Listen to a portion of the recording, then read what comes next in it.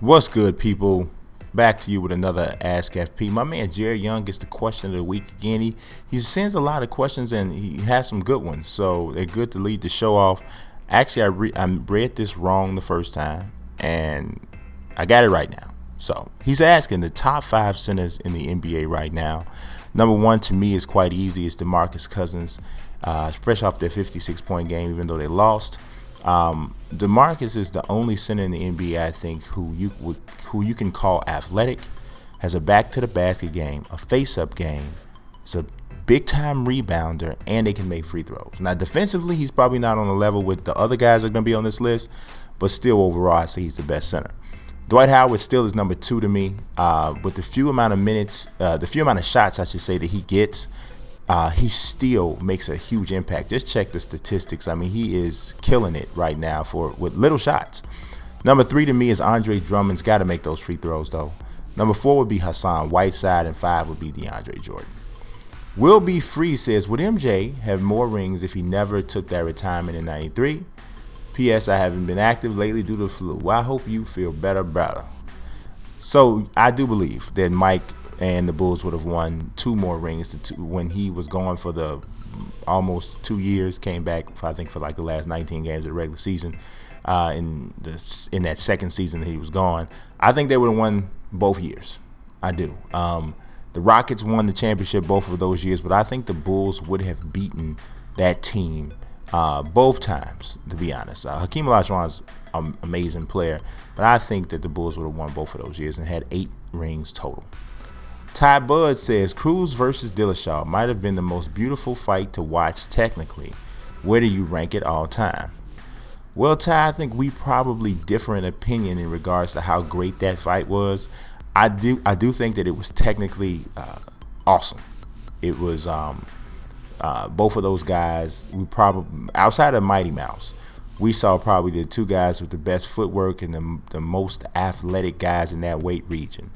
But there just wasn't a lot of clean shots landed. And it goes only, I mean, I won't say I didn't like the fight, because I did. But I think a great fight is one that has balance, that has a lot of that technical skill as well as some just out and out fighting. So I think something with a little bit more balance. I've seen some fights, man, where the fight went to the ground and the transition work on the ground was so awesome that you should be able to appreciate it. This didn't have hardly anything on the ground. It was more all footwork on the feet and not a lot of clean shots. So I thought it was a good fight, but I wouldn't rank it all time at all. Western Flores says, should the Texans draft Derrick Henry since Arian Foster has proven he can't stay healthy? I think drafting Derrick Henry would be all right as long as it's but somewhere between the 3rd and 6th round. I don't think he's a 1st round or 2nd round type of player. I just don't. I don't see the burst. He runs straight up and down, and people are looking at the statistics, and yes, that's true. But he's also running behind that humongous offensive line, and I think we see now. Mark Ingram has been pretty decent, but Trent Richardson was a bust, and I'm not saying these guys aren't great athletes, but they are accustomed to running behind NFL level offensive lines on a college level. What happens when they go against NFL defenses? And I don't know. Derrick Henry just doesn't jump out off the screen to me as an elite level NFL back. Could be wrong, but that's just me. High Caliber 96 says, do you think Jeff Hardy will ever return to the WWE with TNA struggling? Also, what are your thoughts on Sage Northcutt? That's a jump. I don't think Jeff Hardy's going to go to the WWE at all. Maybe in some sort of Legends capacity somewhere, maybe 10 years down the road. He still has some personal issues, and to be frank, WWE doesn't really need him. They're getting an influx of guys from Ring of Honor, TNA, New Japan Pro, with Austin Aries and AJ Styles and maybe some other people coming in as well. So if Jeff was in tip-top shape, perhaps, but not as things are now. Sage Northcutt is exciting. I could do without his post-fight interviews, but he is exciting in the octagon to watch. We'll have to see what happens when he gets some better competition, but as of right now, he looks exciting. Victor Daniel Torres is, how can the 76ers become a playoff team? Well, they're gonna have to make a decision between at least one of the big trio that they have to go in terms of Joel Embiid, Jahlil Okafor, and Nerlens Noel. They're gonna have to move one of them so they can get assets for the perimeter positions when they move one of those guys. Could even potentially think about moving two, to be honest. Secondly, getting that number one pick means that you get Ben Simmons, and Ben Simmons is the type of prospect that can change a franchise. So I think those two things, which are both very, very feasible, could put the 76ers close to the playoffs next season. Think about that. Greg Rimpel says, who do you think will have the better career, Mike Trout or Bryce Harper? I believe Mike Trout is going to have the better career. Bryce Harper's had an awesome year last season, and I don't have any reason to believe he's not going to continue to hit home runs out at a high clip and also hit for a good average. Mike Trout does all that, and he is one of the best defensive center fielders in the major leagues. He's also better on the base paths than Bryce Harper. So overall, I think Trout has a better opportunity to do more. Greg Rimpel also says, I think he said it was Rimple. I think you did tell me it was Rimple. Right, okay. One gotta go. Donovan McNabb, Ben Roethlisberger, Troy Aikman, and Warren Moon. Now, this guy I'm gonna say is the one that gotta go. It was one of my favorite. He's one of my favorite quarterbacks of all time. But Warren Moon would probably. It's tough between Warren Moon and Troy Aikman, because Troy Aikman really, obviously. I mean, I have mad respect for Troy Aikman, but I don't know. He did a lot with awesome team. But I would probably still say Warren Moon. The statistics just don't really favor him, even though he came from a different era of football, so it's kind of hard to compare. But statistically, he doesn't really compare to those guys, especially not from a completion rate standpoint. E. Quartz says, how do you balance work and play? Well, for me, man, that is really difficult. And the main reasons it's difficult is because part of my work has to do with play. So it's difficult, man. So sometimes, like, it may be a game I may be interested in playing, but because it may not match my channel or any of my writing, so maybe it's an action adventure game, it kind of feels like it's a waste of my time to play it. So then now some of the enjoyment aspect of it is kind of lost there. So it's difficult, man. Then also, my work is done at home. So there's times I need to really just get up and step away from the computer, step away from the game. But it's difficult. It's a difficult balance for sure. But I just try to listen to my body and listen to my family, and that generally doesn't steer me wrong. Aset Nakapov, I hope I said that correctly, says, what is your most unpopular opinion about something in the NBA right now? Now, that was my favorite question, but I just didn't have a way to put that into the title of the video. My most unpopular opinion is probably two of them. One of them is I defend Derrick Rose almost all the time. Because in my opinion, all he ever did was got hurt. And people treat him as if he's Alden Smith or something, or Josh Gordon or something. I mean, he got hurt. He didn't want to get hurt. He got hurt. And now, everybody turned on him. His own city turned on him. And so when I try to be, forgiving of Derrick Rose, people don't dig that. LeBron James, overall, I'm pretty much a defender of LeBron James. People just love to pile on LeBron. He's an easy target. He's the best player in the world, and people just love to jump on people. But I'd rather recognize the greatness. Baloo says, who do you think deserves the NFL Rookie of the Year? I think, honestly, I think it's Jameis Winston, despite the fact that his team didn't make the playoffs. I think there's something to be said for a quarterback, a rookie quarterback who maintains the job for the entire season. He had his team in the playoff hunt until the last 2 weeks of the season. So I don't know, man. I think, and it wasn't for a great offense. So I think Jameis Winston definitely would have to be the offensive rookie of the year.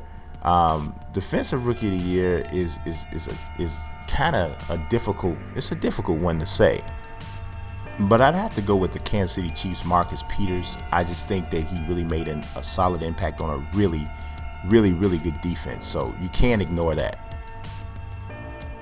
Eason T wants to know if ESPN made a fool out of themselves by putting Steph Curry as a top 5 point guard of all time.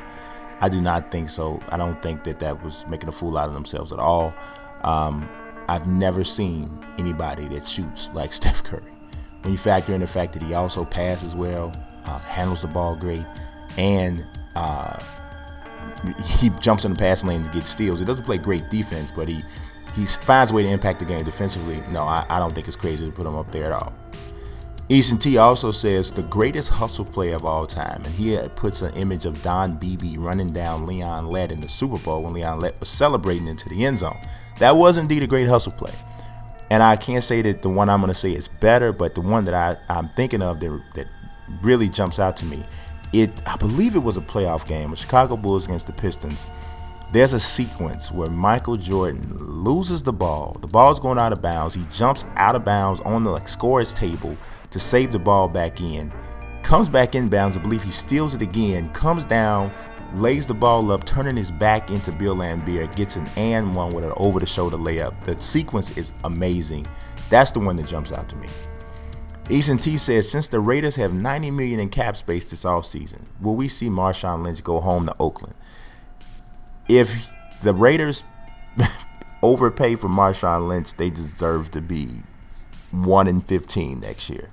I mean, Marshawn Lynch has been hurt consistently over the last year and last year he had some injuries, and this year he's had some. And then also we already know from an age standpoint he's in Death Valley for a running back. You do not pay a running back of his age ridiculous money. You just don't. Mr. 502, my man that's working on the Xbox rosters for me for the Legends roster, says, what would you rather see again? Holly Holm versus Ronda Rousey or Conor McGregor versus Jose Aldo? That's a really good question. I would probably have to say, man, I really don't know. I would probably say I would want to see both of them just as much. Because the Aldo thing, I felt it ended before he got an opportunity, and I think Aldo, he wasn't ready. He wasn't ready, But then we need to see whether or not if Ronda can get herself back together and I really don't think so. I give Jose Aldo a better chance in a rematch than I give Ronda against Holly Holm. So that's crazy. Simon Torve Sunderland says, do you like that players show this kind of emotion, shows Russell Westbrook yelling, or is it over the top? I love it. I love it, man. It is a game, It is a game. Guys are not at their cubicles or whatever, Showing emotion is what is part of the game, Now, I don't think you have to taunt guys or anything like that. I think that's going over the top. But if I score a bucket and I'm walking down the other end of the court and I'm yelling, I'm screaming or whatever, I mean, that's emotion for the game. You know what I mean? And I don't have any problem at all with that. It makes the game more exciting to me. I don't like robot style guys. Just act like you've been there.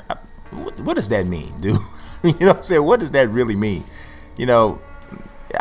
I don't know. I think it's the dumbest. I think it's the dumbest unwritten rule that people try to put on athletes is that they have to show no emotion when they have success or curtail their emotion to the point so they don't offend somebody. Whatever, man.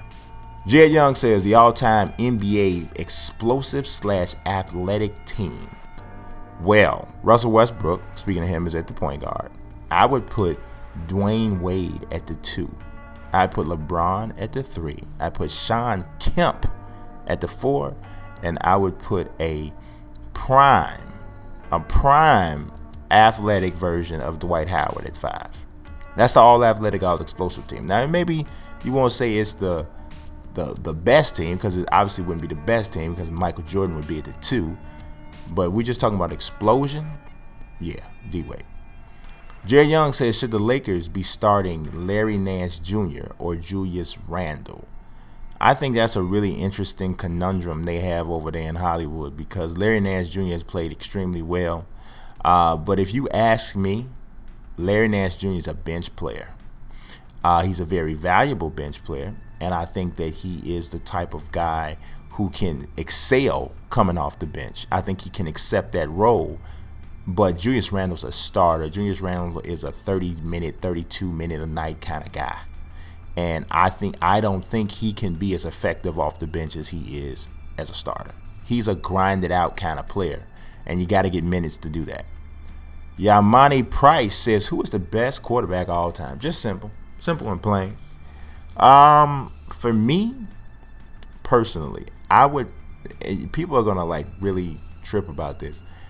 It would be either Steve Young or Joe Montana. I would personally lean towards Steve Young. And I know Joe Montana was mobile, but I think that Young was more mobile. I think accuracy, from an accuracy standpoint, he was right there in the same category, if not better. From an improvisational standpoint, I love Steve Young. Steve Young would be my guy. Now, if we take out the athleticism aspect and we're just talking about pure throwers, it would be Dan Marino. Jared Young, again, says, is Kareem Abdul-Jabbar the best center of all time? This is a really interesting question because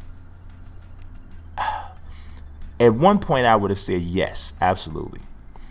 But sometimes I think we don't give Wilt Chamberlain enough credit for being as dominant as he was. I mean, because it looks so easy, I think we sometimes don't give him the credit that he deserves. And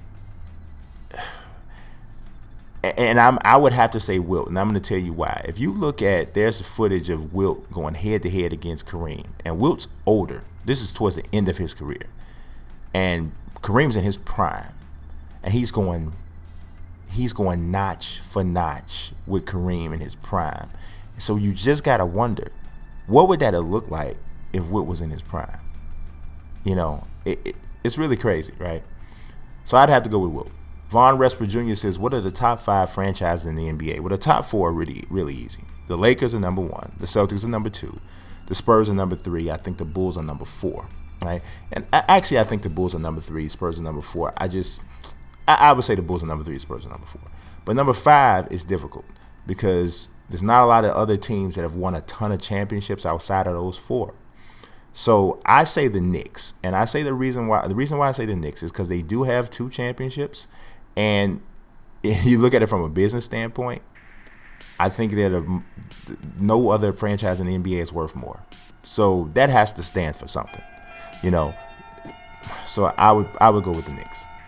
Ty Bud says, fam, when will I be able to upload your Legends roster on the PS4? I'm sure he means download. I've mentioned this a few times. And I know that everybody's not going to be able to see every message or everything that I send out or every video or whatever. My aim is for around the All-Star break. So what is that, like February 19th or something like that? I'm not sure exactly. Somewhere around there.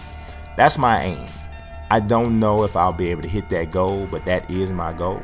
I will continue to give consistent updates. One of the reasons why I changed the process is because people were just continuously asking me, like, when is it going to be finished? And so that told me that they're not really interested in these videos anymore with the progress videos. So I said, well, let me just knock it out, get it out there, whatever. So that's my aim, but we'll see what happens.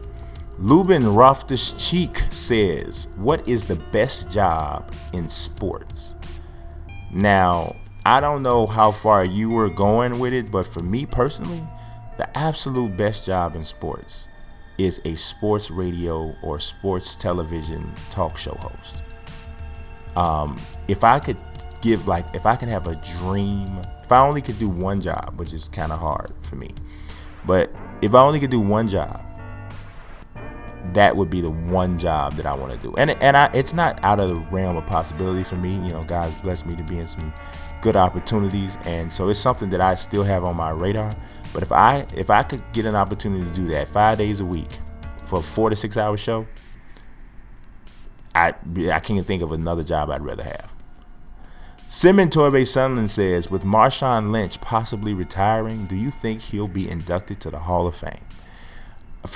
If we're just talking about on a field, I don't think there's any question he's a Hall of Famer. But the Football Hall of Fame is not as political and nitpicky and petty and goofy as the Baseball Hall of Fame.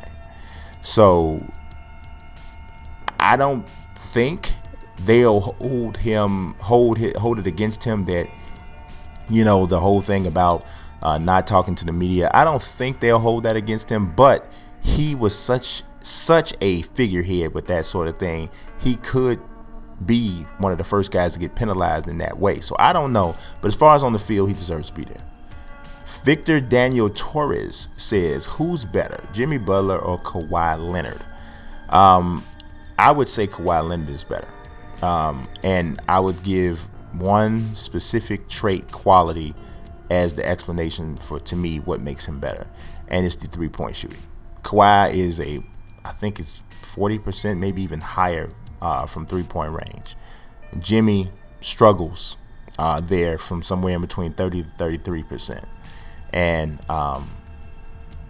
because Kawhi has that aspect to his game, and they're both amazing defenders, they both rebound very well for their position, but Kawhi is longer. Physically, I think he has more. He may not be quite as explosive as Jimmy, but he don't have to be because his hands are huge, his arms are long. But he's an amazing athlete too. So I would say Kawhi. Victor Daniel Torres also says, in your opinion, did Kyle Lowry deserve to start in the All-Star game? I think Jimmy deserved to be there. I think Jimmy probably had a better first half of the season than Kyle Lowry did, probably. But it's not such a gross type of a issue where Kyle Lowry didn't deserve to be there. So the stuff that's like kind of problematic to me is when you look at somebody like Kobe going. And I understand it's a Lifetime Achievement Award type of thing, but Kobe would not be on the All-Star team if the fans hadn't voted him in. Kyle Lowry, whether or not he got voted to start or not, would be an All-Star. So it doesn't really matter to me. Baloo says, do you think that the Pistons helped Michael Jordan become the player he was? To a degree, perhaps, but Michael Jordan was one of those athletes. I would say Kobe Bryant is this type of an athlete that was so talented, so determined, and so obsessed with being great that the Pistons just happened to be part of his story, but his story was going to be his story regardless. Deontay Rose says, one gotta go. A Tribe Called Quest, EPMD, Outkast, or Brand Nubian. Now, all of those is 4 classic hip-hop groups for sure, but it's easy for me. EPMD is the one that gotta go. I like a lot of EPMD music, but I'm a lyricist type of guy, and from a lyric standpoint, Eric Sermon and Parrish were easily the worst group on the floor. I mean, Q-Tip was great. Fife was okay for Tribe Called Quest. He got better and better as years went on. Andre 3000 is one of probably the most underrated lyricists out there. Big Boy's pretty good. EPMD is the one that gotta go. And Sadat X is my boy for Brand New. Sadat X, this is a song on, I think it's called the Everything Is Everything album. It's called Claiming I'm a Criminal. One of the most underrated hip-hop tracks ever. If you ain't ever heard it, listen to it. One of the only songs you'll ever hear about jail that doesn't glorify prison. Makes it sound as nasty and as bogus as it really is. Check it out. Jovan Radovanovic says, do you think that Paul George will ever be an MVP if he does not win this season? I think Paul George can win an MVP. I definitely do. But I'm going to tell you something really weird. In order for Paul George to win an MVP, he's got to get better teammates. Because in order to win the MVP, your team's got to be really good. Okay, because you don't win the MVP on a team generally with 45 wins. You got to have 55, 60 wins to win, and he's got to get some better teammates to get to that point. But I do think it's possible. I appreciate you watching. God bless. Peace.